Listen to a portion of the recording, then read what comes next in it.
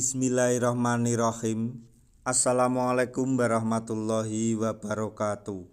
Masih bersama karduk.com. Pada kesempatan kali ini kami akan menyampaikan kabar terbaru yang datang dari BKN terkait dengan seleksi P3K tahun 2024, yaitu mohon maaf, tenaga honorer walaupun nilai seleksi kompetensinya tinggi, tidak jaminan diangkat menjadi P3K penuh waktu. Berikut ini penjelasan dari BKN. Tapi sebelum kami lanjutkan, bagi rekan-rekan yang baru menemukan channel ini, tekan like dan subscribe-nya, dan juga tekan lonceng notifikasinya supaya nanti bisa mengetahui informasi terbaru terkait dengan seleksi P3K tahun 2024. Sekarang mari kita simak dan cermati penjelasan yang ada di video ini supaya nanti tidak gagal paham. Mohon maaf, tenaga honorer, nilai seleksi kompetensi tinggi tidak menjadi jaminan bisa diangkat menjadi P3K penuh waktu. Badan Kepegawaian Negara atau BKN hanya prioritaskan pengangkatan P3K penuh waktu bagi honorer yang masuk kategori ini. Pemerintah saat ini tengah berupaya untuk menuntaskan masalah tenaga honorer melalui perekrutan seleksi penerimaan pegawai pemerintah dengan perjanjian kerja atau P3K tahun 2024.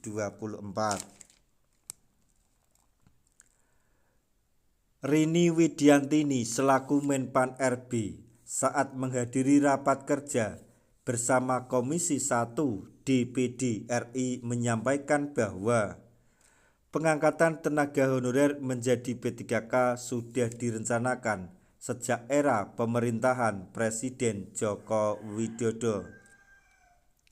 Menurutnya, pihak Kemenpan RB telah menyiapkan 1,7 juta formasi pada pengangkatan tenaga honorer menjadi P3K. Namun, pihak pemerintah daerah hanya mengusulkan total sekitar 1 jutaan maksudnya 1 juta pada seleksi penerimaan P3K 2024. Dalam penyampaiannya, Rini Widiantini mengatakan pemerintah akan mengangkat tenaga honorer menjadi P3K penuh waktu dan P3K paruh waktu. Agar anggaran tidak terlalu membengkak, tidak semua tenaga honorer bisa diangkat menjadi P3K penuh waktu. Hanya honorer yang lolos seleksi dan memenuhi formasi lowongan yang dibuka oleh instansi yang bisa diangkat menjadi P3K penuh waktu. Selain itu, perlu digarisbawahi bahwa kelulusan P3K 2024 ini tidak menggunakan sistem passing grade, melainkan melihat berdasarkan peringkat tertinggi sesuai urutan prioritas. Hal tersebut disampaikan oleh Suharmen selaku Deputi Bidang Sistem Informasi Kepegawaian Sinka BKN. Menurutnya, kelulusan P3K 2024 akan menggunakan peringkat terbaik dengan urutan prioritas berturut-turut. 1. Pelamar prioritas yang masuk kategori P1 Guru dan D4 Bidan Pendidik Klinis 2023. 2. X-THK2 yang telah masuk dalam daftar database BKN dan melamar di instansi tempat bekerja.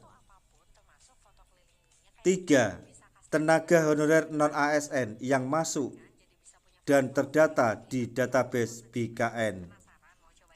4. Tenaga honorer yang aktif bekerja di instansi pemerintahan minimal 2 tahun berturut-turut.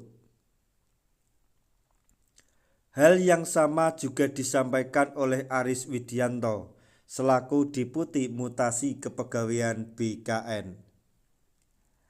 Aris Widianto menjelaskan, jika ada instansi yang membuka formasi, maka kelulusan P3K pertama akan diberikan kepada pelamar prioritas.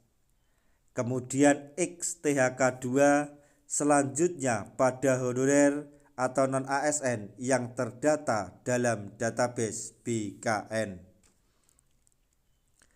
Jika masih ada formasi kosong atau formasi yang belum terisi, maka bisa diperebutkan oleh tenaga honorer yang aktif bekerja di instansi pemerintah minimal 2 tahun berturut-turut.